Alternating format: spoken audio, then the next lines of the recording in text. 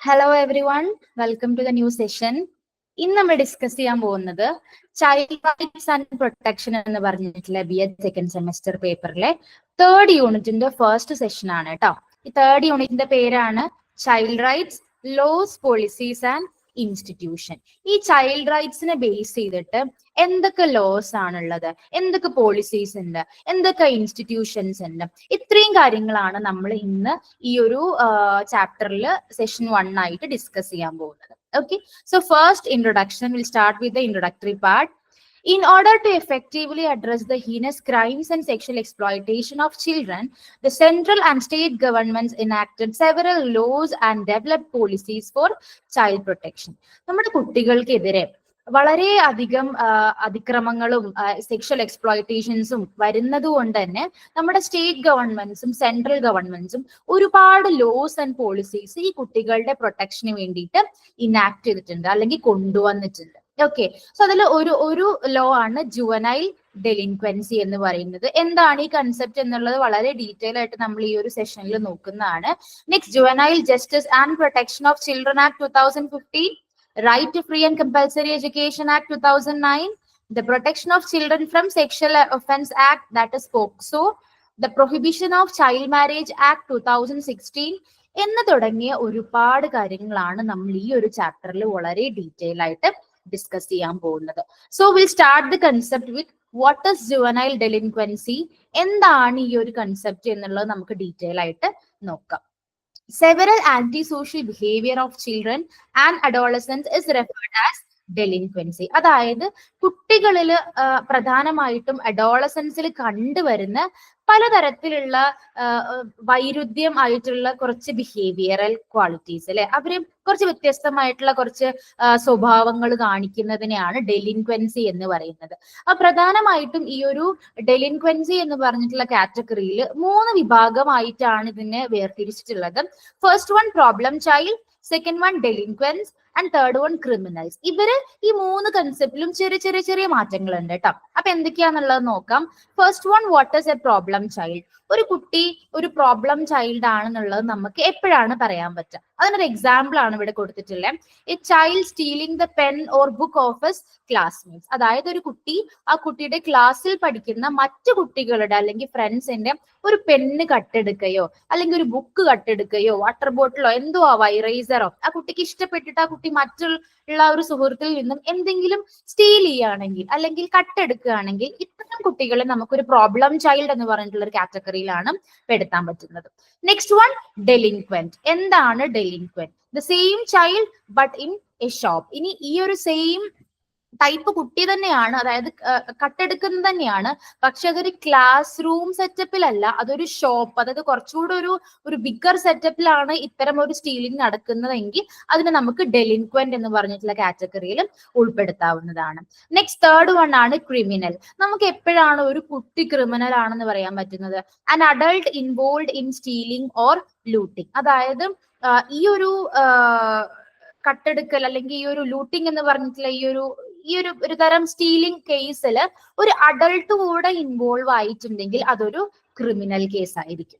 Okay, അപ്പൊ ഒരു criminal എന്ന് വിളിക്കുന്നത് കുട്ടീനെ നമ്മൾ ഒരിക്കലും ക്രിമിനൽ എന്ന് വിളിക്കില്ല, ഡെലിൻക്വന്റ് എന്നാണ് ഒരു കുട്ടീനെ വിളിക്കുക. അതൊരു അഡൾട്ട് ചെയ്യുന്ന ക്രൈം ആണെങ്കിൽ അതിനെ നമുക്ക് ക്രിമിനൽ എന്ന് പറയാം. ഓക്കെ, ഇനി നമ്മൾ ഈ ഒരു ജുവനൈൽ ഡെലിക്വൻസി എന്ന് പറഞ്ഞിട്ടുള്ള ഈ ഒരു കൺസെപ്റ്റിന്റെ ഡെഫിനിഷൻ എന്താന്നുള്ളതാണ് നോക്കാൻ പോകുന്നത്.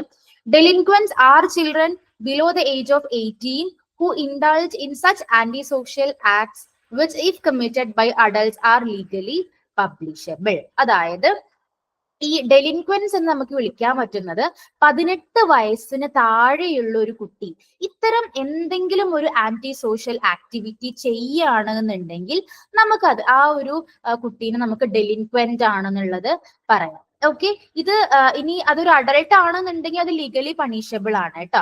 ഈ സിറിൽ ബർട്ട് എന്ന് പറഞ്ഞിട്ടുള്ള എക്സ്പേർട്ട് ആണ് ഈ ഒരു ഡെഫിനിഷൻ കൊണ്ടുവന്നത്.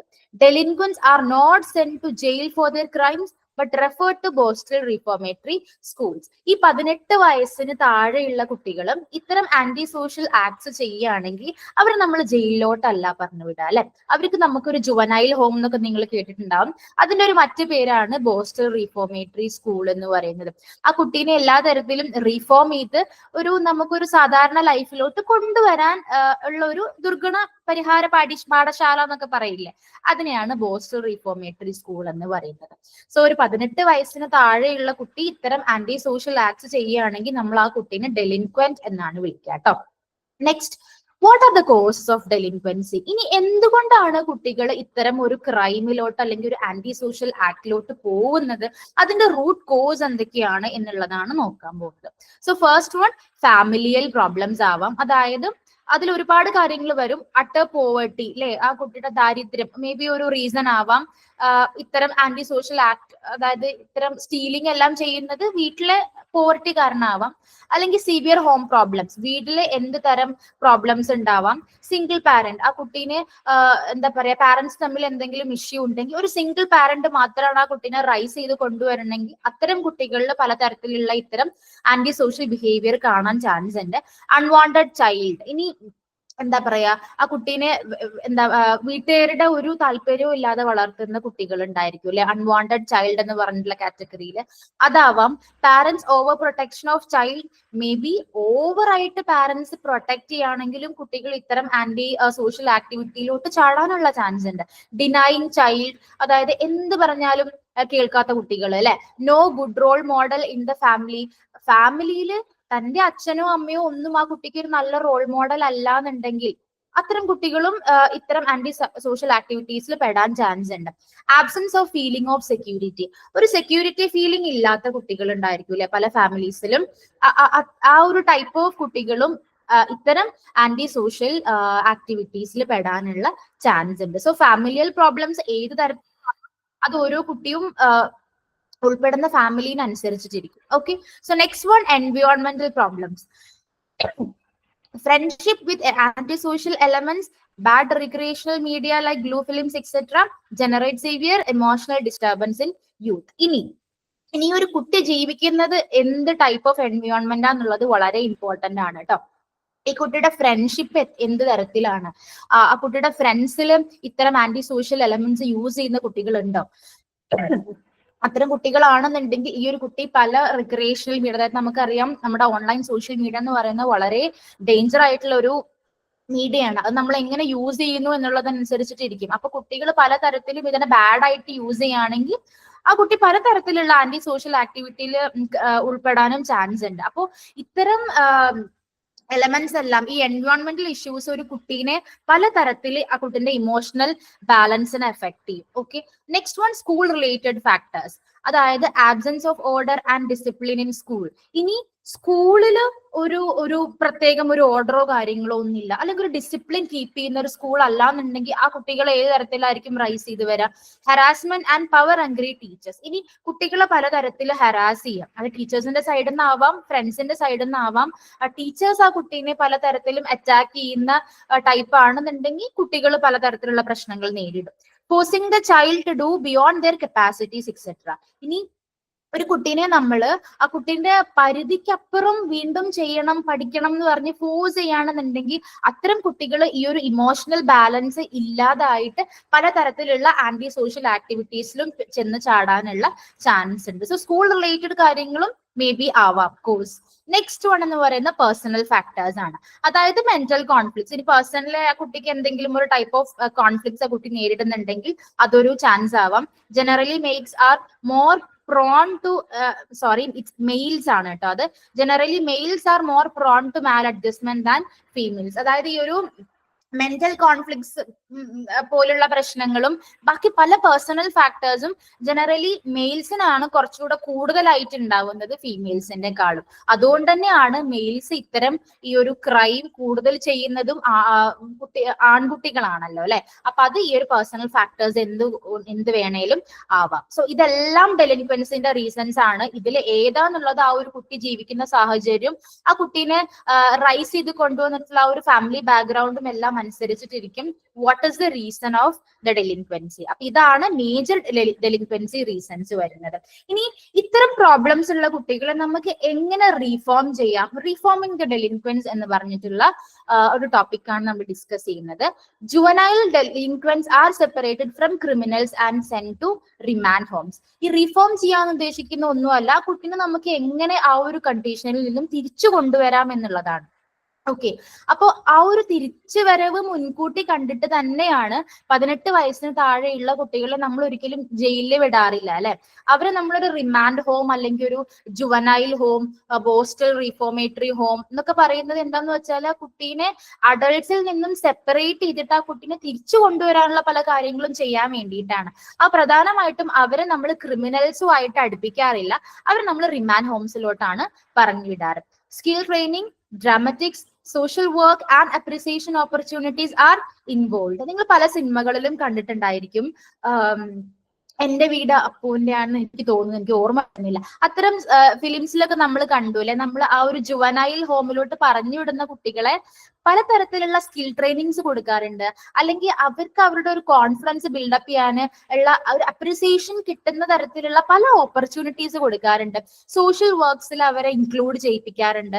ഡ്രാമറ്റിക്സ്, അതായത് ഡ്രാമ റിലേറ്റഡ് ആക്ടും കാര്യങ്ങളും എല്ലാം കൊണ്ടുവന്ന് ഇത്തരം കാര്യങ്ങളൊക്കെ കൊണ്ടുവരുന്ന എന്തിനാന്ന് വെച്ചാൽ ആ കുട്ടീനെ നമുക്ക് റീഫോം ചെയ്ത് ബാക്ക് ടു അവരുടെ നോർമൽ സ്റ്റേജിലേക്ക് കൊണ്ടുവരാൻ വേണ്ടിയിട്ടാണ്. സോ റിമാൻഡ് ഹോംസിൽ ഇത്തരം എല്ലാ ഓപ്പർച്യൂണിറ്റീസും കുട്ടികൾക്ക് പ്രൊവൈഡ് ചെയ്യുന്നുണ്ട്.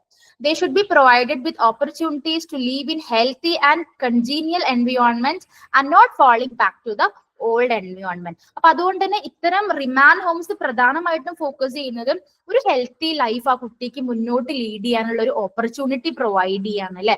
ഒരിക്കലും ആ ഒരു പഴയ സ്റ്റേജിലേക്ക് ആ ഒരു കുട്ടി എത്തരുത് എന്നുള്ളത് ഫോക്കസ് ചെയ്തിട്ടാണ് ഇവർക്ക് പല ടൈപ്പ് ഓഫ് ഓപ്പർച്യൂണിറ്റീസും റിമാൻഡ് ഹോംസ് പ്രൊവൈഡ് ചെയ്യുന്നത്. ഓക്കെ, ഇനി ഇതിൽ പറയാനുള്ളത് prevention of delinquency is better than the treatment of delinquents. ഇനി ഒരു കുട്ടി ഇത്തരം ക്രൈം നടത്തി കഴിഞ്ഞിട്ട് ആ കുട്ടീനെ ട്രീറ്റ് ചെയ്യുന്നതിനേക്കാളും എന്തുകൊണ്ടും നല്ലത് ആ ഒരു ക്രൈം നടക്കാതിരിക്കുന്നതല്ലേ അല്ലെ. അത് നടക്കാതിരിക്കാൻ നമുക്ക് എന്തൊക്കെ പ്രിക്വേഷൻസ് ചെയ്യാൻ പറ്റും, അതല്ലേ നല്ലത് നടത്തിയതിനു ശേഷം ട്രീറ്റ് ചെയ്യുന്നതിനേക്കാളും. യെസ്, അതാണ് വളരെ ഇമ്പോർട്ടൻറ്റ്. സോ അതിനുവേണ്ടി പ്രിവെൻഷന് നമുക്ക് എന്തൊക്കെ ചെയ്യാൻ പറ്റും? First one, education for children in slums. അതായത് തെരുവുകളിൽ പ്രധാനമായിട്ടും ഭയങ്കര സ്ലം ഏരിയാസിലൊക്കെ ഉള്ള കുട്ടികൾക്ക് എഡ്യൂക്കേഷൻ പ്രൊവൈഡ് ചെയ്യുക. എന്താണ് നമുക്കൊരു സോഷ്യൽ, ഒരു ഇമോഷണൽ ഫാക്ടേഴ്സ് എല്ലാം കൊണ്ടുവരാൻ വേണ്ടിയിട്ട് എഡ്യൂക്കേഷൻ എല്ലാ കുട്ടികൾക്കും പ്രൊവൈഡ് ചെയ്യുക. Offering financial help for education. അപ്പൊ ഇത്തരം സ്ലംസിൽ ജീവിക്കുന്ന ആളുകൾക്ക് എന്തായാലും പോവർട്ടി ഇഷ്യൂസ് ഉണ്ടായിരിക്കും അല്ലെ. അപ്പൊ അത്തരം കുട്ടികൾക്ക് ഫിനാൻഷ്യലി ഉള്ള ഹെൽപ്പ് കൊടുക്കുകയാണെന്നുണ്ടെങ്കിൽ അവർക്ക് എല്ലാം എഡ്യൂക്കേഷൻ അല്ലെങ്കിൽ എഡ്യൂക്കേഷൻ ലഭിക്കാൻ കഴിയും. Reading and writing materials, school life to be joyful, providing programmes like scout and NCC. അതായത് ഈ സ്ലം ഏരിയയിലുള്ള കുട്ടികൾക്ക് എഡ്യൂക്കേഷൻ ഓഫർ ചെയ്യുന്നതിലൂടെ അതിന്റെ കൂടെ തന്നെ ആ കുട്ടികൾക്ക് വായിക്കാനും എഴുതാനുള്ള മെറ്റീരിയൽസ് പ്രൊവൈഡ് ചെയ്യുക. അവരുടെ സ്കൂൾ ലൈഫ്സ് വളരെയധികം ജോയ്ഫുൾ ആക്കുക. ഇനി സ്കൂൾ ലൈഫിലാണെങ്കിലും തന്നെ ആ ഒരു സോഷ്യൽ, ആ ഒരു ഇമോഷണൽ തിങ് കൊണ്ടുവരാൻ വേണ്ടിയിട്ട് ഈ ഒരു അതർ ആക്ടിവിറ്റീസ് ആയിട്ടുള്ള സ്കൗട്ടും NSS പോലെയുള്ള പ്രോഗ്രാംസ് എല്ലാം സ്കൂളുകളിൽ കൊണ്ടുവരാം. അപ്പൊ അത്തരം പ്രോഗ്രാംസിൽ ഒരു പാർട്ടിസിപ്പേറ്റ് ചെയ്യുന്ന കുട്ടിക്ക് എല്ലാ തരത്തിലും ഒരു കൺട്രീനോടും ഒരു ഹ്യൂമൻ ബീയിങ് റിലേഷൻഷിപ്പ് എല്ലാം വളരെയധികം മനസ്സിലാക്കാൻ സാധിക്കും അല്ലെ. അപ്പൊ always prevention of delinquency is better than treatment. അതിന് വേണ്ടിയിട്ട് ഇത്തരം കാര്യങ്ങൾ ശ്രദ്ധിക്കുകയാണെന്നുണ്ടെങ്കിൽ നമുക്ക് മാക്സിമം പ്രിവെന്റ് ചെയ്യാൻ സാധിക്കും. ഓക്കെ, നെക്സ്റ്റ് എനിക്ക് പറയാനുള്ളത് ജുവനൈൽ ജസ്റ്റിസ് ആക്ട്. അതായത് ഈ ജുവനൈൽ ജസ്റ്റിസിൽ പലതരം ആക്ട്സ് ഉണ്ട്. അതിൽ നമ്മൾ care and protection of children act ആണ് ഡിസ്കസ് ചെയ്യുന്നത്. 2015 ഈ ഒരു ആക്ട് കൊണ്ടുവന്നിട്ടുള്ളത്. അപ്പൊ എന്താണ് ഈ ഒരു ആക്ട്? ഈ ഒരു ആക്ടിന്റെ ഫോക്കസ് എന്തൊക്കെയായിരുന്നു, ഇവരെന്തൊക്കെയാണ് എയിം ചെയ്തത് എന്നുള്ള കാര്യങ്ങളാണ് നമ്മൾ ഇനി ഡിസ്കസ് ചെയ്യാൻ പോകുന്നത്. This act has been passed by Lok Sabha on 7th May 2015 and Rajya Sabha on 22 December 2015. ഈ ഒരു ജുവനൈൽ ജസ്റ്റിസ് പ്രൊട്ടക്ഷൻ ആക്ട് ആദ്യമായിട്ട് ലോകസഭയിൽ പാസ് ചെയ്തത് 2015 May 7th. പിന്നീട് രാജ്യസഭയിൽ അത് പാസ്സായി വന്നപ്പോഴേക്കും അത് December 22, 2015 ആയിട്ടോ. അപ്പൊ ഒരു 6 month ഗ്യാപ്പ് അവിടെ വന്നു. It came into effect from January 15, 2016. ഇനി അത് എഫക്റ്റിലോട്ട് വരാൻ അല്ലെങ്കിൽ അത് നടത്തി കൊണ്ടുവരാൻ സ്റ്റാർട്ട് ചെയ്തപ്പോൾ വീണ്ടും അത് 2016 ജനുവരി 15 ആയി. It replace the Indian juvenile delinquency law juvenile justice act 2000. അതായത് 2000 ഉണ്ടായിരുന്ന ഓൾറെഡി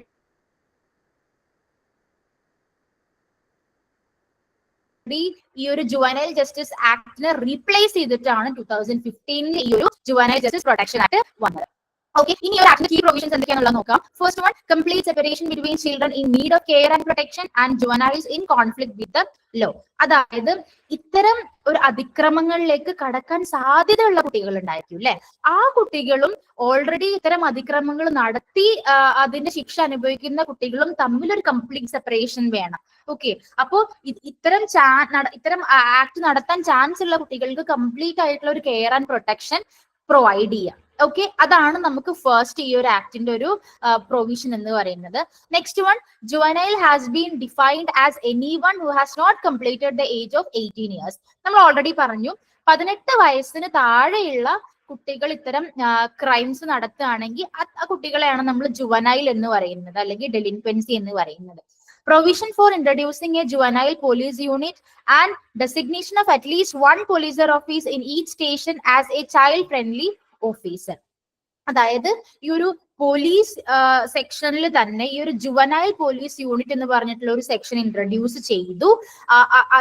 അത് മാത്രമല്ല, ഇനി അറ്റ്ലീസ്റ്റ് ഒരു പോലീസ് ഓഫീസർ എങ്കിലും ഓരോ സ്റ്റേഷനിലും ഈ ഒരു ഇത്തരം ക്രൈംസിനെ ഡീൽ ചെയ്യാനും ഇത്തരം കുട്ടികളെ മോഡിഫൈ ചെയ്യാനും മോട്ടിവേറ്റ് ചെയ്യാനും ഒരു ചൈൽഡ് ഫ്രണ്ട്ലി ഓഫീസർ ആയിട്ടും എല്ലാ പോലീസ് സ്റ്റേഷനിലും ഒരു പോലീസ് ഓഫീസറിനെ നിയമിക്കുകയും ചെയ്യുക എന്നുള്ളതായിരുന്നു ഇവരുടെ ഒരു aim. The law focuses on reforming children, not punishing them.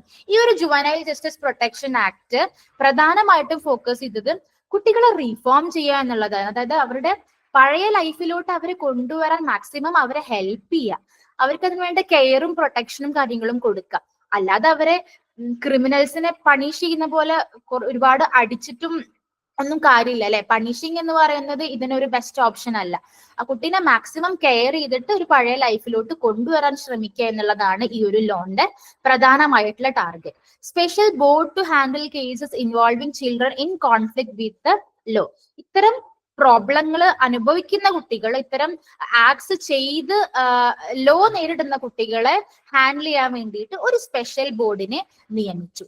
Handles cases of children needing care or protection. ഇത്തരം ക്രൈമിലോട്ട് ചാടാൻ സാധ്യമായിട്ടുള്ള കുട്ടികൾക്ക് വളരെയധികം ഒരു കെയറും പ്രൊട്ടക്ഷനും കൊടുക്കുക എന്നുള്ളതും ഇവരുടെ ഒരു ഫോക്കസ് ആയിരുന്നു. The law encourages adoption and long term care by families. ഇനി വലിച്ചെറിയുന്ന കുട്ടികൾ ഉണ്ടായിരിക്കും അല്ലെ, തെരുവില് പാരന്റ്സിന് വേണ്ടാതെ വലിച്ചെറിയുന്ന കുട്ടികൾ ഉണ്ടായിരിക്കും. അത്തരം കുട്ടികളെ അഡോപ്റ്റ് ചെയ്യുക, അല്ലെങ്കിൽ പാരന്റ്സിന് ഒരു തരത്തിലും വേണ്ടാത്ത കുട്ടികളെ അഡോപ്റ്റ് ചെയ്യുകയും ചെയ്യുന്നത് ഈ ഒരു ലോന്റെ ഒരു ഫോക്കസ് ആയിരുന്നു. അതുപോലെ തന്നെ long term care by families തന്റെ കുട്ടികളെ ലോങ് ടൈം ആയിട്ട് കെയർ ചെയ്യണം എന്നുള്ള ഒരു കൺസെപ്റ്റും അല്ലെങ്കിൽ ആ ഒരു ടാർഗറ്റും ഇവരുടെ മനസ്സിൽ ഉണ്ടായിരുന്നു. സോ പ്രധാനമായിട്ടും ഇത്രയും കാര്യങ്ങളാണ് ആ ഒരു ലോ ഫോക്കസ് ചെയ്തിരുന്നത്. നിങ്ങൾക്ക് മനസ്സിലായി എന്ന് വിചാരിക്കുന്നു. 2015 ഈ ഒരു ലോ വന്നത്. അത് ഇംപ്ലിമെന്റ് ചെയ്യാൻ സ്റ്റാർട്ട് ചെയ്തത് 2016 ആയിട്ടുണ്ട്. ഓക്കെ. നെക്സ്റ്റ് നമ്മൾ ഡിസ്കസ് ചെയ്യാൻ പോകുന്നത് additional features of the act 2015. ഈ ഒരു ജുവനൈൽ പ്രൊട്ടക്ഷൻ ആക്ട് നമ്മൾ ഓൾറെഡി പറഞ്ഞു അല്ലെ. ഈ ഒരു പ്രൊട്ടക്ഷൻ ആക്ടിന്റെ കുറച്ചും കൂടെ അഡീഷണൽ ഫീച്ചേഴ്സ് എന്തൊക്കെയാന്നുള്ളത് നമുക്ക് നോക്കാം കേട്ടോ. സോ ഫസ്റ്റ് വൺ എന്ന് പറയുന്നത് പെറ്റി ഒഫൻസസ്. നമ്മൾ പറയും പെറ്റി കേസ് ആന്ന് പറയില്ലേ. എന്താണ് ഈ പെറ്റി ഒഫൻസ് എന്ന് പറഞ്ഞാല്? ലെസ് സീരിയസ് ക്രൈംസ്, അതായത് ഭയങ്കരമായിട്ടുള്ള ഒരു ക്രൈം ഒന്നുമല്ല, വളരെ ഒരു തീവ്രത കുറഞ്ഞിട്ടുള്ള ചെറിയ കേസുകൾ ഉണ്ടായിരിക്കും അല്ലെ, അതിനെയാണ് നമ്മൾ പെറ്റി കേസ് എന്ന് പറയുന്നത്. Punishment under Indian law up to 3 years in jail. ഇനി ഒരു ഇന്ത്യൻ നിയമപ്രകാരം ഈ ഒരു പെറ്റി കേസിന്റെ പണിഷ്മെന്റ് എന്ന് പറയുന്നത് പരമാവധി 3 വർഷം തടവ് അല്ലെങ്കിൽ ജയിൽ ശിക്ഷ എന്നുള്ളതാണ് ഈ ഒരു പെറ്റി ഒഫൻസസിന്റെ പണിഷ്മെന്റ് ആയിട്ട് വരുന്നത്. നെക്സ്റ്റ് വൺ സീരിയസ് ഒഫൻസസ് എന്ന് പറയുന്നത് എന്താണ്? അതൊരു മീഡിയം ലെവൽ ക്രൈം എല്ലാം സീരിയസ് ഒഫൻസസിലാണ് കാറ്റഗറൈസ് ചെയ്തിട്ടുള്ളത്. ഇതിന്റെ പണിഷ്മെന്റ് എന്ന് പറയുന്നത് 3 വർഷം മുതൽ 7 വർഷം വരെ ജയിലിൽ കടക്കാവുന്ന ഒഫൻസസ് ആണ് കേട്ടോ സീരിയസ് ഒഫൻസസ് എന്ന് പറയുന്നത്. Next one heinous offences. Heinous offences എന്ന് പറഞ്ഞാൽ വളരെ സീരിയസ് ആയിട്ടുള്ള ക്രൈം ആയിരിക്കും കുട്ടികൾക്കെതിരെ നടത്തിയിട്ടുണ്ടാവുക. അതിന്റെ പണിഷ്മെന്റ് എന്ന് പറയുന്നത് 7 വർഷമോ അതിൽ കൂടുതൽ വർഷമോ ആവാം ജയിൽ ശിക്ഷ അനുഭവിക്കേണ്ടി വരും. അപ്പൊ ഇതൊക്കെ ഈ ഒരു ജുവനൈൽ പ്രൊട്ടക്ഷൻ ആൻഡ് കെയർ ആക്ടിൽ വരുന്നതാണ്. എന്ത് ടൈപ്പ് ഓഫ് ക്രൈം ആണെന്നുള്ളത് ആദ്യം അനലൈസ് ചെയ്തതിന് ശേഷമാണ് അത് ഏതിലാണ് വരിക എന്നുള്ളതിനനുസരിച്ചിട്ടാണ് പിന്നീട് അവർക്ക് പണിഷ്മെന്റ്സ് തീരുമാനിക്കുന്നത്. If A child above 16 years commits a heinous offense, they may be tried as an adult depending upon the case. നമ്മൾ പറഞ്ഞു അല്ലെ 18 വയസ്സിന് താഴെയാണ് ജുവനൈൽ ഡെലിൻക്വൻസി എന്ന് പറഞ്ഞു.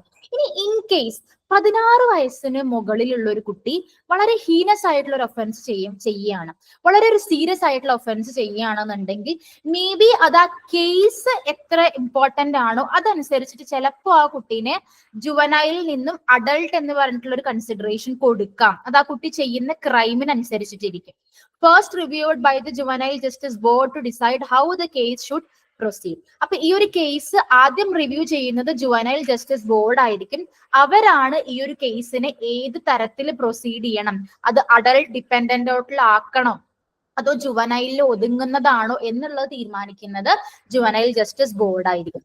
If tried as an adult and found guilty, they stay in the rehabilitation place until 21, then move to jail if needed.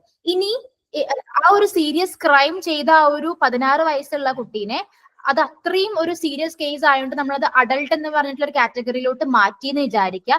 പക്ഷേ ആ കുട്ടീന്റെ പല ടൈപ്പ് ഓഫ് കണ്ടീഷൻസും ഫാമിലി ബാക്ക്ഗ്രൗണ്ട്സും എല്ലാം കൺസിഡർ ചെയ്തിട്ട് മേ ബി നമ്മൾ ഒരു ഓപ്പർച്യൂണിറ്റി ആ കുട്ടിക്ക് വീണ്ടും കൊടുക്കുകയാണെങ്കിൽ ആ ഒരു കുട്ടീനെ നമ്മൾ ഫസ്റ്റ് റീഹാബിലിറ്റേഷനിലോട്ട് മാറ്റും. 21 വയസ്സ് വരെ റീഹാബിലിറ്റേഷനിലായിരിക്കും ആ കുട്ടി ജീവിക്കുന്നത്. പിന്നീട് 21 വയസ്സ് കഴിഞ്ഞാൽ അഡൾട്ട് ആയല്ലോ അല്ലെ. അപ്പൊ 21 വയസ്സ് കഴിഞ്ഞാൽ പിന്നീട് ആ കുട്ടീനെ ജയിലിലോട്ട് ആവശ്യമുണ്ടെങ്കിൽ ആ ഒരു പണിഷ്മെന്റ് എത്രത്തോളം ഉണ്ട് എന്നുള്ളതിനനുസരിച്ചിട്ടിരിക്കും ജയിലിലോട്ട് മാറ്റായിരിക്കും ചെയ്യുക. അപ്പൊ നിങ്ങൾക്ക് ഒരു ഐഡിയ കിട്ടിയെന്ന് തോന്നുന്നു എന്താണ് ഈ ഒരു ഒഫൻസസിനെ എങ്ങനെയൊക്കെയാണ് കാറ്റഗറൈസ് ചെയ്യാന്നുള്ളത്. ഇനി ആപ്ലിക്കബിലിറ്റി ഓഫ് ദ ആക്ട്, ഈ ഒരു ആക്ട് എത്രത്തോളം അപ്ലിക്കബിൾ ആണ് എന്നുള്ളത് നോക്കാം കേട്ടോ. The law applies to all children under 18 who either need care and protection. ഈ ഒരു ജുവനൈൽ ജസ്റ്റിസ് പ്രൊട്ടക്ഷൻ ആക്ട് 18 വയസ്സിന് താഴെയുള്ള കുട്ടികളിലാണ് കേട്ടോ അപ്ലൈ ചെയ്യാം. അതും ആർക്കാണോ കെയർ ആൻഡ് പ്രൊട്ടക്ഷൻ വേണ്ട കുട്ടികൾ അവർക്ക് ഈ ഒരു ലോ അപ്ലിക്കബിൾ ആണ്. And those are either in conflict with the law, അതായത് ഓൾറെഡി കെയർ ആൻഡ് പ്രൊട്ടക്ഷൻ വേണ്ട വിഭാഗത്തിനും ഈ ഒരു ലോ അപ്ലിക്കബിൾ ആണ്. ഓൾറെഡി ഈ ഒരു ഒഫൻസ് കമ്മിറ്റ് ചെയ്ത് ലോ ഫേസ് ചെയ്യുന്ന ഒരു വിഭാഗത്തിനും ഈ ഒരു ലോ അപ്ലിക്കബിൾ ആണ്. And it covers taking children into custody. ഇനി ഈ ഒരു ആക്ട് പ്രകാരം ഒരു കുട്ടി ഒരു എന്തെങ്കിലും ഒരു ഒഫൻസ് കമ്മിറ്റ് ചെയ്യുകയാണെന്നുണ്ടെങ്കിൽ ആ കുട്ടീനെ നമുക്ക് കസ്റ്റഡിയിലോട്ട് എടുക്കാൻ സാധിക്കും. Procedures for care, protection, rehabilitation, adoption and reintegration. കസ്റ്റഡിയിൽ എടുത്തതിന് ശേഷമാണ് പിന്നീട് ആ കുട്ടിക്ക് വേണ്ട കെയറും പ്രൊട്ടക്ഷനും ഇനിയിപ്പോ റീഹാബിലിറ്റേഷൻ ചെയ്യേണ്ടി വരില്ലേ. എന്തെങ്കിലും ടൈപ്പ് ഓഫ് ഒരു അഡിക്ഷൻ ഉള്ള കുട്ടിയാണെങ്കിൽ റീഹാബിലിറ്റേഷൻ ചെയ്യേണ്ടി വരും. ബാക്കി എല്ലാ ട്രീറ്റ്മെന്റ്സും കാര്യങ്ങളും എല്ലാം കസ്റ്റഡിയിൽ എടുത്തതിന് ശേഷമാണ് അത്തരം പ്രൊസീജിയേഴ്സ് എല്ലാം ഡീൽ ചെയ്യുന്നത്. അപ്പൊ അത്രയും കാര്യങ്ങളാണ് എനിക്ക് ഈ ഒരു ജുവനൈൽ ജസ്റ്റിസ് പ്രൊട്ടക്ഷൻ ആക്ട് 2015 കുറിച്ച് പറയാനുള്ളത്. നെക്സ്റ്റ് നമ്മൾ ഡിസ്കസ് ചെയ്യാൻ പോകുന്നത് right to free and compulsory education act 2009. നമ്മൾ ഒരുപാട് തവണ പറഞ്ഞല്ലേ റൈറ്റ് ടു ഫ്രീ എഡ്യൂക്കേഷൻ എന്താണ് ഈ ഒരു കൺസെപ്റ്റ് എന്നുള്ള ഫസ്റ്റ് 2 ചാപ്റ്ററിൽ നമ്മൾ ഓൾറെഡി ഡിസ്കസ് ചെയ്തിട്ടുണ്ടായിരുന്നു. ഇനി 2009 ഇംപ്ലിമെന്റ് ചെയ്ത അല്ലെങ്കിൽ ഇൻട്രൊഡ്യൂസ് ചെയ്ത ഈ ഒരു ആക്ട് എന്താന്നുള്ളത് നമുക്ക് കുറച്ചുകൂടി ഡീറ്റെയിൽ ആയിട്ട് നോക്കാം. So first one free education അല്ലെ, അതായത് 6 വയസ്സിനും 14 വയസ്സിനും ഇടയിൽ പ്രായമുള്ള എല്ലാ കുട്ടികൾക്കും ഫ്രീ ആൻഡ് കമ്പൽസറി എഡ്യൂക്കേഷൻ കൊടുക്കുക എന്നുള്ളതാണ് ഈ ഒരു ആക്ടിന്റെ main target. Next, support for dropouts. Children who dropped out can rejoin school at the right level after getting needed support. ഇനി എന്തെങ്കിലും കാരണവശാൽ സ്കൂൾ പഠനം നിർത്തേണ്ടി വന്ന ഒരു കുട്ടീനെ അവരെ ഹെൽപ്പ് ചെയ്തിട്ട് അവർക്ക് വീണ്ടും ആവശ്യമായിട്ടുള്ള എല്ലാ ടൈപ്പ് ഓഫ് സപ്പോർട്ടും കൊടുക്കുക എന്നുള്ളതും ഇവരുടെ ഒരു ഫോക്കസ് ആയിരുന്നു. Next, change of school. Children can transfer from one school to another applies to government and aided school. അതായത് കുട്ടികൾക്ക് ചിലപ്പോൾ ഒരു സ്കൂളിൽ നിന്ന് വേറെ സ്കൂളുകളിലേക്ക് എന്തെങ്കിലും ആവശ്യപ്രകാരം അല്ലെങ്കിൽ അവരുടെ എന്തെങ്കിലും പേഴ്സണൽ മാറ്റേഴ്സ് കാരണം മാറേണ്ടി വരും അല്ലെ. അപ്പൊ അതിന് ഈ ഒരു ആക്ട് പ്രകാരം ആ ഒരു ചേഞ്ച് ഓഫ് സ്കൂൾ എന്ന് പറയുന്നത് അപ്ലിക്കബിൾ ആക്കി കൊടുക്കുക. Next one, no discrimination. Schools cannot discriminate based on caste, class or economic background during admission. ഇനി ഒരു അഡ്മിഷൻ എടുക്കുന്ന സമയത്ത് സ്കൂളുകൾക്ക് ഒരിക്കലും കുട്ടികളുടെ അവരുടെ കാസ്റ്റ് ബേസ്ഡോ അല്ലെങ്കിൽ ക്ലാസ് ബേസ്ഡോ അവരുടെ എക്കണോമിക് ബാക്ക്ഗ്രൗണ്ടോ റിലീജിയൻ ബേസ്ഡോ ഒന്നും ഡിസ്ക്രിമിനേറ്റ് ചെയ്യാൻ സ്കൂളിന് ഒരു തരത്തിലുള്ള അവകാശവും ഇല്ല. അപ്പൊ ഈ ഒരു ആക്ടിൽ വരുന്നതാണ് ഈ കാര്യങ്ങളെല്ലാം. Right to free and compulsory എഡ്യൂക്കേഷനിൽ വരുന്നതാണ് കേട്ടോ. Next, school responsibility. Schools must admit all children without any bias. ഒരു തരത്തിലുള്ള ഡിസ്ക്രിമിനേഷനോ അല്ലെങ്കിൽ ഒരു തരത്തിലുള്ള പ്രോബ്ലംസോ ഇല്ലാതെ എല്ലാ കുട്ടികളെയും സ്കൂളിന് അഡ്മിറ്റ് ചെയ്യാൻ കഴിയണം. Next, quality education. വളരെ ക്വാളിറ്റി ഉള്ള ഒരു നല്ല എഡ്യൂക്കേഷൻ പ്രൊവൈഡ് ചെയ്യാൻ സ്കൂൾസിന് കഴിയണം. Next, teachers training. ടീച്ചേഴ്സിന് അഡിക്വേറ്റ് ആയിട്ടുള്ള ട്രെയിനിങ്സ് കൊടുക്കണം അല്ലെ. കരിക്കുലം വളരെ വെൽ പ്രിപ്പയർഡ് ആയിരിക്കണം. അതായത് പ്രോപ്പർ ആയിട്ടുള്ള ടീച്ചിങ് നടക്കണം എന്നുണ്ടെങ്കിൽ അവരുടെ കരിക്കുലം വെൽ പ്രിപ്പയർഡ് ആയിരിക്കണം. ടീച്ചേഴ്സിന് ആവശ്യമായിട്ടുള്ള എല്ലാ ട്രെയിനിങ്സും സ്കൂള് പ്രൊവൈഡ് ചെയ്യണം. Next one, implementation time. School must be ready to follow the act within 3 years of its passing. ഇനി ഒരു സ്കൂള് സ്റ്റാർട്ട് ചെയ്തതിനു ശേഷം മിനിമം ഒരു 3 വർഷത്തിന്റെ ഉള്ളിലെങ്കിലും ആ ഒരു സ്കൂളിന് ഈ ഒരു right to free and compulsory education എന്ന് പറഞ്ഞിട്ടുള്ള ആക്ട് ഇംപ്ലിമെന്റ് ചെയ്യാൻ അല്ലെങ്കിൽ അത് നടത്തിക്കൊണ്ടുവരാൻ സ്കൂളിന് സാധിക്കണം. മിനിമം 3 years ടൈം കൊടുത്തിട്ടുണ്ട് അതിന്റെ ഉള്ളിൽ കേട്ടോ. Next one, no capitation fees.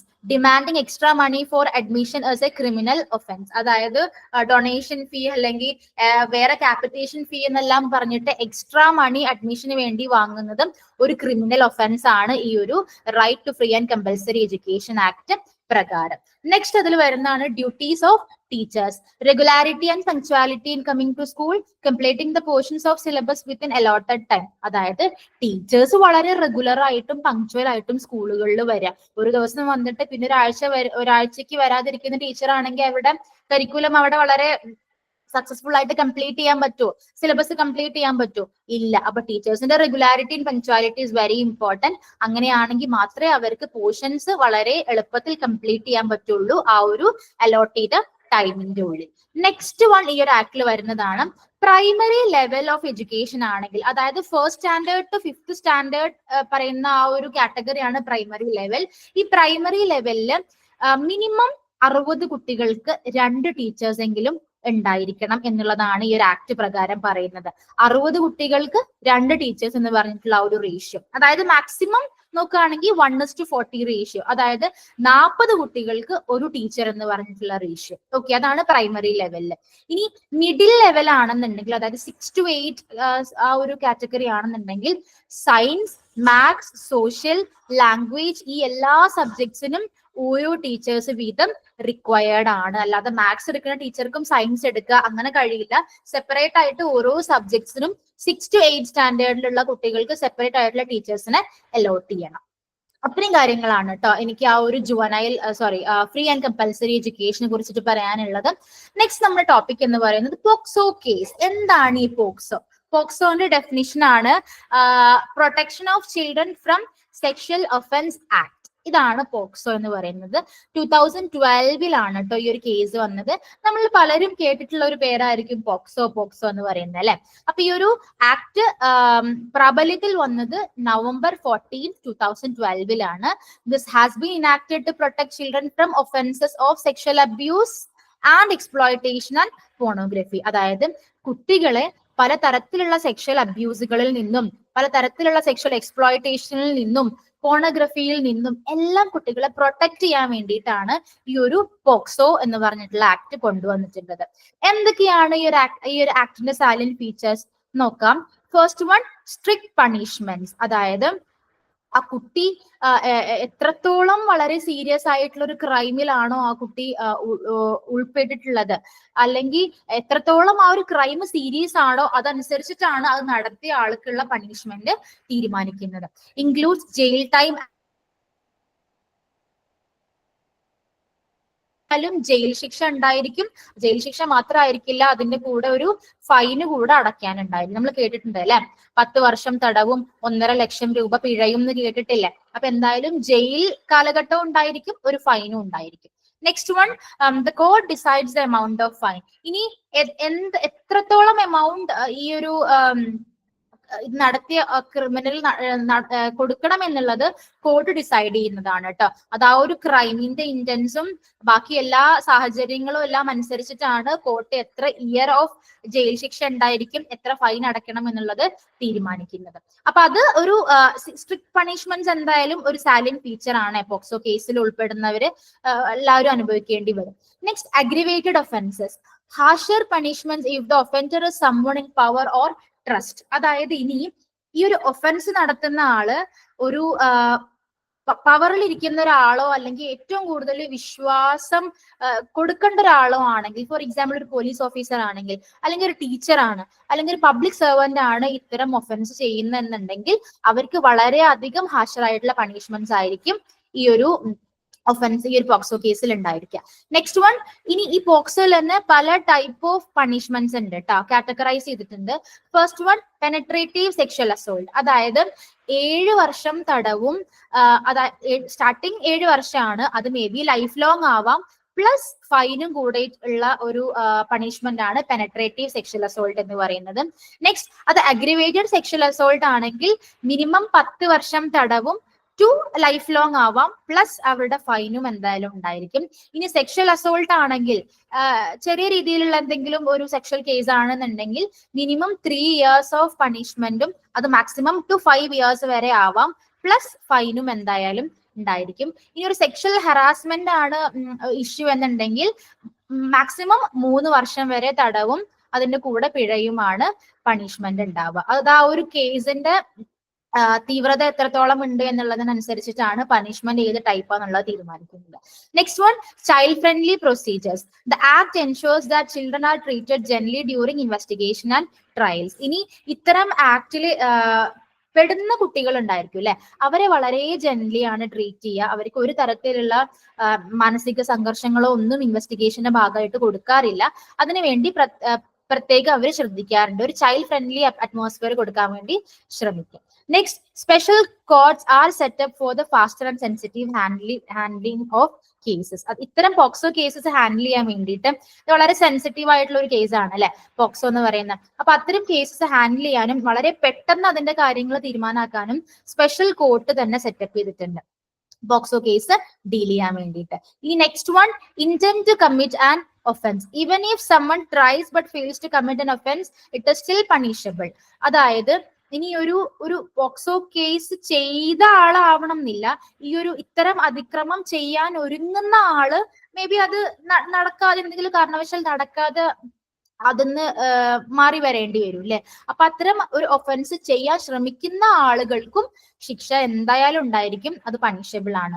The law recognises that the intention to commit a crime is serious. നമ്മളൊരു ക്രൈം ചെയ്യാൻ വേണ്ടി മനസ്സിൽ ഉറപ്പിക്കുന്നത് വരെ ഒരു സീരിയസ് ആയിട്ടുള്ള ഒരു ക്രൈം ആണ് കേട്ടോ. അത് ചെയ്തോളണം എന്നില്ല, അത് ചെയ്യാൻ വേണ്ടിയിട്ട് നമ്മൾ മാനസികമായിട്ട് പ്രിപ്പയർ ചെയ്യുന്നത് പോലും വളരെ സീരിയസ് ആയിട്ടുള്ള ഒരു ക്രൈം ആണ്. ഇതെല്ലാം പോക്സോയിൽ വരുന്നതാണ്. Next one, punishment for not reporting offences. ഇനി ഒരാൾ ഇത്തരം അതിക്രമം ചെയ്തു എന്ന് നമുക്കറിയാം, അത് അറിഞ്ഞുകൊണ്ട് നമ്മൾ അതിനെ റിപ്പോർട്ട് ചെയ്യുന്നില്ലെങ്കിൽ അത് പണിഷബിൾ ആണ് കേട്ടോ. അത് റിപ്പോർട്ട് ചെയ്യാത്ത ആൾക്കെതിരെ നമുക്ക് കേസ് എടുക്കാൻ സാധിക്കും. The act punishes people who fail to report or record such offences. Punishment is up to 6 months in jail or fine or both. അതായത് ഈ ഒരു ആക്ട് നടന്നിട്ട് ഇത് അറിവുള്ള ഒരാൾ അതിനെ റിപ്പോർട്ട് ചെയ്തിട്ടില്ല എന്നുണ്ടെങ്കിൽ അയാൾക്കും എന്തായാലും കേസ് ഉണ്ടായിരിക്കും. മാക്സിമം 6 മാസം വരെ ജയിൽ ശിക്ഷ അനുഭവിക്കേണ്ടി വരും. അതിന്റെ കൂടെ പിഴയും ഉണ്ടായിരിക്കും. ഓക്കെ, മേ ബി രണ്ടും ഉണ്ടാവും, പിഴയും ഉണ്ടാവും, അല്ലെങ്കിൽ ജയിൽ ശിക്ഷ ഉണ്ടാവും, അല്ലെങ്കിൽ ഏതെങ്കിലും ഒന്ന് മാത്രം ആവാം. That is depending upon the case. Next one, media restriction. ഈ പോക്സോ കേസിൽ മീഡിയന്റെ ഇൻഫ്ലുവൻസ് വളരെ കുറവായിരിക്കും, അത് റെസ്ട്രിക്റ്റഡ് ആണ് ആ ഒരു ആക്ട് പ്രകാരം. Media cannot reveal the identity of the child victim. ഈ ഒരു ക്രൂരതയ്ക്ക് വിധേയമായിട്ടുള്ള ആ ഒരു കുട്ടീന്റെ ഒരു തരത്തിലുള്ള ഐഡന്റിറ്റിയും പുറത്തു വിടാൻ മീഡിയക്ക് അനുവാദമില്ല. Okay, if they do they can be punished with 6 months to 1 year in jail. ഇനി ഇൻ കേസ് ആ ഒരു റെസ്ട്രിക്ഷൻ കണക്കിലാക്കാതെ ഏതെങ്കിലും മീഡിയ ആ കുട്ടീന്റെ ഡീറ്റെയിൽസ് പുറത്ത് വിടുകയാണെന്നുണ്ടെങ്കിൽ ആ ഒരു മീഡിയക്കെതിരെ അത് നടത്തിയ ആൾക്ക് 6 മാസം മുതൽ 1 വർഷം വരെ ജയിലിൽ കടക്കാവുന്ന ശിക്ഷ ലഭിക്കാനും സാധിക്കും. Okay, next public awareness. The government must spread awareness about child protection laws through TV, radio and newspapers regularly. ഇനി ഇത്തരം പോക്സോ കേസസ് അല്ലെങ്കിൽ ഇത്തരം ക്രൈംസ് ഇല്ലാതാക്കാൻ വേണ്ടിയിട്ട് ഗവൺമെന്റിന്റെ ഭാഗത്തു നിന്ന് എല്ലാ ടൈപ്പ് ഒരു അവയർനെസ് പ്രോഗ്രാമും കൊടുക്കണം. ചൈൽഡ് പ്രൊട്ടക്ഷനെ കുറിച്ചിട്ടും ചൈൽഡ് പ്രൊട്ടക്ഷൻ ലോസ് എന്തൊക്കെയാന്നുള്ളതും TV-യിലൂടെയും റേഡിയോയിലൂടെയും ന്യൂസ് പേപ്പറിലൂടെയും റെഗുലർ ആയിട്ട് ആളുകൾക്ക് അതിന് എതിരെ ഒരു അവയർനെസ് പ്രൊവൈഡ് ചെയ്യണം. എങ്കിൽ മാത്രമേ ഇത്തരം പ്രോബ്ലംസ് നമുക്ക് ഇല്ലാതാക്കാൻ കഴിയുള്ളൂ. അപ്പോ അവയർനെസ് എന്ന് പറയുന്നത്, പബ്ലിക് അവയർനെസ് എന്ന് പറയുന്നത് വളരെ ഇമ്പോർട്ടന്റ് ആണ്. അത് റെഗുലർ ആയിട്ട് ചെയ്താൽ മാത്രമേ നമുക്ക് ഇത്തരം പ്രോബ്ലംസ് മാക്സിമം ഇല്ലാതാക്കാൻ സാധിക്കുകയുള്ളൂ കേട്ടോ. നെക്സ്റ്റ് എനിക്ക് ഇതിൽ ഡിസ്കസ് ചെയ്യാനുള്ളത് the prohibition of child marriage act 2006. എന്താണ് ചൈൽഡ് മാരേജ് ആക്ട് എന്നുള്ളതാണ്. 2006 കേട്ടോ ഈ ഒരു ആക്ട് പ്രാബല്യത്തിൽ വന്നത്. It replace the child marriage restrained act 1929. 1929 ഈ ഒരു റീസ്ട്രെയിൻഡ് ആക്ടിനെ റീപ്ലേസ് ചെയ്തിട്ടാണ് 2006 ഈ ഒരു ചൈൽഡ് മാരേജ് നിലവിൽ വന്നത് കേട്ടോ. It came into force on November 1, 2007. അപ്പൊ 2006 ഈ ഒരു ആക്ട് വന്നെങ്കിലും അത് പ്രാബല്യത്തിൽ വന്നപ്പോ 2007 November 1 ആയിട്ടുണ്ട്. It bans child marriage in India പോലുള്ള ഒരു കൺട്രിയിൽ ചൈൽഡ് മാരേജിനെ കംപ്ലീറ്റ്ലി ബാൻ ചെയ്യുക എന്നുള്ളതാണ് ഈ ഒരു ആക്ടിന്റെ ഫോക്കസ് അല്ലെങ്കിൽ അവരുടെ target. It protects children especially girls from being forced into marriage. അപ്പൊ ഇത്തരം മാരേജിന് ഫോഴ്സ് ചെയ്യപ്പെടുന്ന കുട്ടികൾ ഉണ്ടായിരിക്കും അല്ലെ, അവരെ പ്രൊട്ടക്ട് ചെയ്യാനുള്ളതാണ് ഈ ഒരു ചൈൽഡ് മാരേജിന്റെ അനദർ ഒരു ഫോക്കസ് എന്ന് പറയുന്നത്. Punishes anyone who conducts, promotes or participates in child marriage. ഇനി ചൈൽഡ് മാരേജിൽ അത് നടത്തുന്ന ആൾക്കും അതിനെ പ്രൊമോട്ട് ചെയ്യുന്ന ആളും ആ ഒരു ചൈൽഡ് മാരേജിൽ പാർട്ടിസിപ്പേറ്റ് ചെയ്യുന്ന ആൾക്ക് വരെ പണിഷ്മെന്റ് കിട്ടാൻ ചാൻസ് ഉണ്ട്. വളരെ സീരിയസ് ആയിട്ടുള്ള ഒരു ഒഫൻസ് ആണ് ചൈൽഡ് മാരേജ് ആക്ട് എന്ന് പറയുന്നത്. ഇനി എന്തൊക്കെയാണ് ഈ ഒരു ചൈൽഡ് മാരേജ് ആക്ടിന്റെ കുറച്ച് ഫീച്ചേഴ്സ് എന്നുള്ളത് നോക്കാം കേട്ടോ. അപ്പൊ ഈ ചൈൽഡ് മാരേജ് എന്ന് പറയുന്നു. എന്താണ് ഈ ചൈൽഡ് മാരേജ്? ഏത് വയസ്സിന് താഴെയുള്ള കുട്ടികളെയാണ് നമ്മൾ ചൈൽഡ് മാരേജ് എന്ന കാറ്റഗറിയിൽ പെടുത്താൻ പറ്റുക എന്നുള്ളത് നോക്കാം. ഈ ഒരു ആക്ടിന്റെ എയിം എന്ന് പറയുന്നത് ചൈൽഡ് മാരേജ് സ്റ്റോപ്പ് ചെയ്യാന്ന് പറഞ്ഞു. അതായത് 18 വയസ്സിന് താഴെയുള്ള കുട്ടികളും 21 വയസ്സിന് താഴെയുള്ള അതായത് 18 വയസ്സിന് താഴെയുള്ള ഒരു പെൺകുട്ടിയും 21 വയസ്സിന് താഴെയുള്ള ഒരു ആൺകുട്ടിയും ആണ് മാരേജ് ചെയ്യുന്നെങ്കിൽ അതാണ് ചൈൽഡ് മാരേജ് എന്ന് പറയുന്നത്. It applies across all of the India including union territories. ഇന്ത്യയിലുള്ള എല്ലാ സ്റ്റേറ്റ്സിലും എല്ലാ സ്ഥലങ്ങളിലും ഈ ഒരു ചൈൽഡ് മാരേജ് അപ്ലിക്കബിൾ ആണ്. 18 വയസ്സിന് താഴെയുള്ള ഒരു പെൺകുട്ടിയും 21 വയസ്സിന് താഴെയുള്ള ഒരു ആൺകുട്ടിയും അത് കല്യാണം കഴിക്കാൻ പാടില്ല. അത് ചൈൽഡ് മാരേജ് ആക്ടിൽ വരുന്നതാണ്. And what is the definition of minor? നമ്മൾ പറയില്ലേ മൈനർ എന്ന് പറയുന്നത് anyone under the legal age of marriage.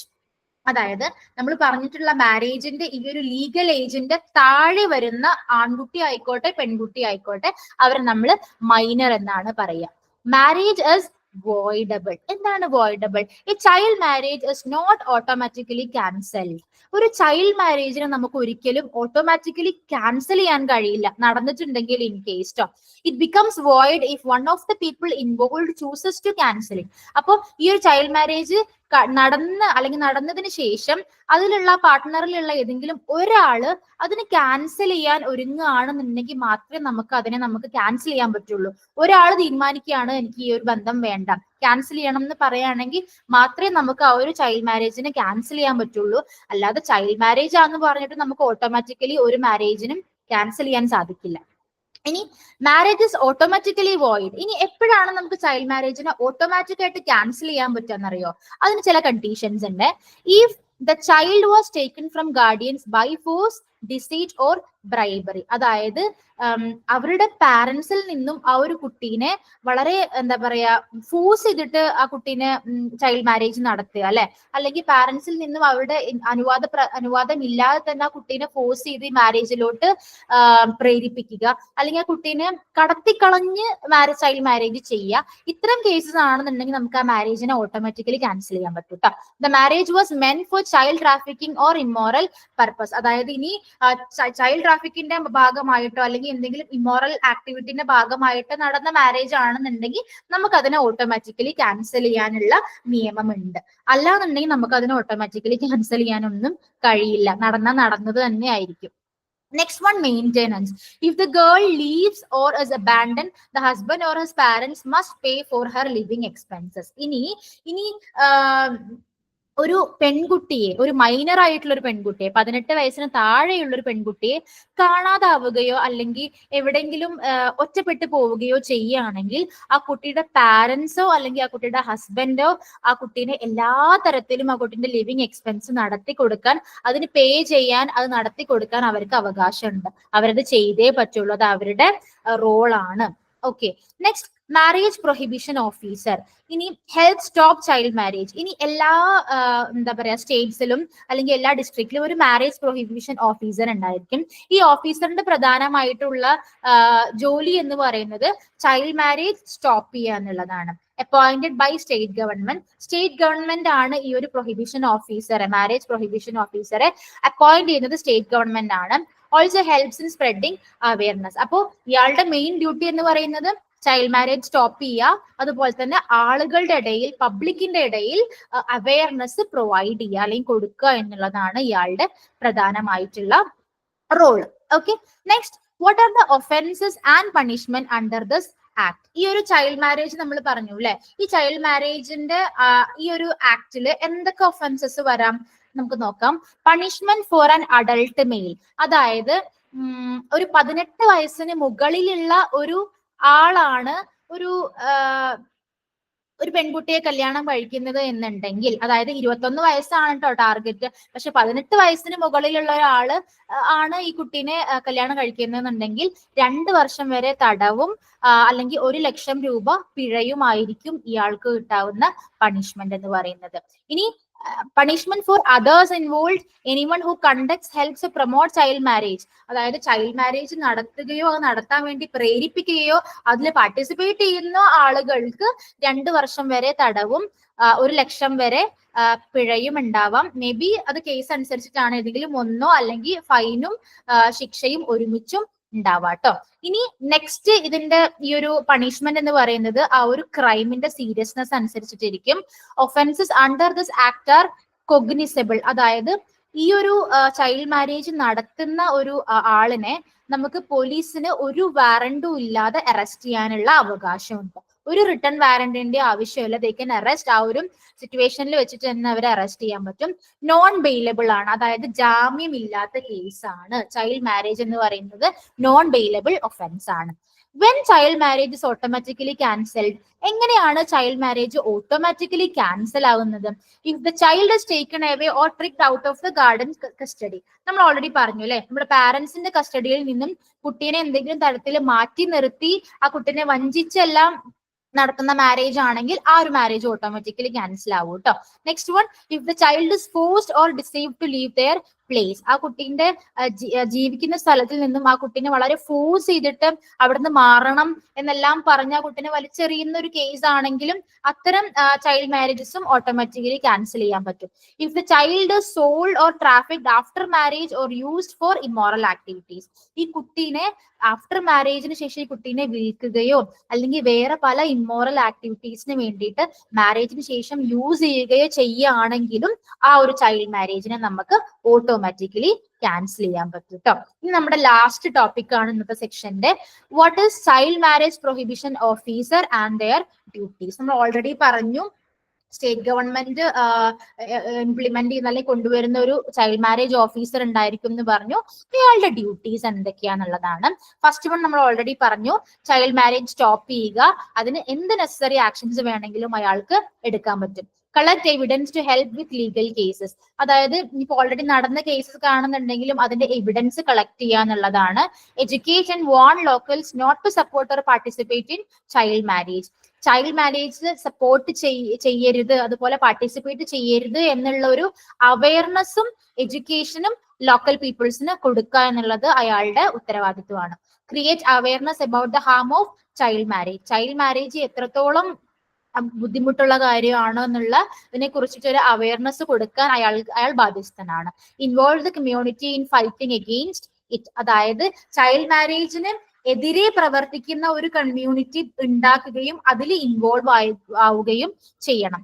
Provide regular reports and data to the government. എന്തൊക്കെയാണ് അപ് ടു ഡേറ്റ് ആയിട്ടുള്ള റിപ്പോർട്ട്സും അതിന്റെ ഡാറ്റാസും റെഗുലർ ആയിട്ട് തന്നെ ഗവൺമെന്റിന് പ്രൊവൈഡ് ചെയ്യുക. Do any other duties assigned by the government. ഇനി ഗവൺമെന്റ് അസൈൻ ചെയ്യുന്ന വേറെ എന്ത് ഡ്യൂട്ടീസ് ചെയ്യാനും ഈ ഒരു ഓഫീസർ ബാധ്യസ്ഥനാണ് കേട്ടോ. അപ്പൊ ഇത്രയും കാര്യങ്ങളാണ് എനിക്ക് ഈ ഒരു ഫസ്റ്റ് സെഷനിൽ ഡിസ്കസ് ചെയ്യാനുള്ളത്. എന്തൊക്കെയാണ് protection act, child right protection act എന്നുള്ളത് നമ്മൾ ഡിസ്കസ് ചെയ്തു. എന്താണ് ജുവനൈൽ ആക്ട് എന്നുള്ളത് ഡിസ്കസ് ചെയ്തു. എന്താണ് പോക്സോ കേസ് എന്നുള്ളത് ഡിസ്കസ് ചെയ്തു. എന്താണ് ചൈൽഡ് മാരേജ് ആക്ട് എന്ന് പറഞ്ഞിട്ടുള്ള കേസ് നമ്മൾ ഡിസ്കസ് ചെയ്തു. ഇത്രയും കാര്യങ്ങളാണ് സെഷൻ 1 എനിക്ക് ഡീറ്റെയിൽ ആയിട്ട് നിങ്ങൾക്ക് ഡിസ്കസ് ചെയ്യാനുള്ളത്. ബാക്കി ഇതിന്റെ തുടർന്നുള്ള കാര്യങ്ങൾ നമ്മൾ ഇനി നെക്സ്റ്റ് സെഷനുമായിട്ട് വരുന്നതായിരിക്കും കേട്ടോ. സോ എന്തെങ്കിലും ഡൗട്ടോ കാര്യങ്ങളോ ഉണ്ടെങ്കിൽ അപ്ഡേറ്റ് ചെയ്യുക, പേഴ്സണലായിട്ട് വരിക, നമ്മളത് ക്ലിയർ ചെയ്യുന്നതായിരിക്കും. Okay, thank you for listening. We'll see you in the next class. Bye.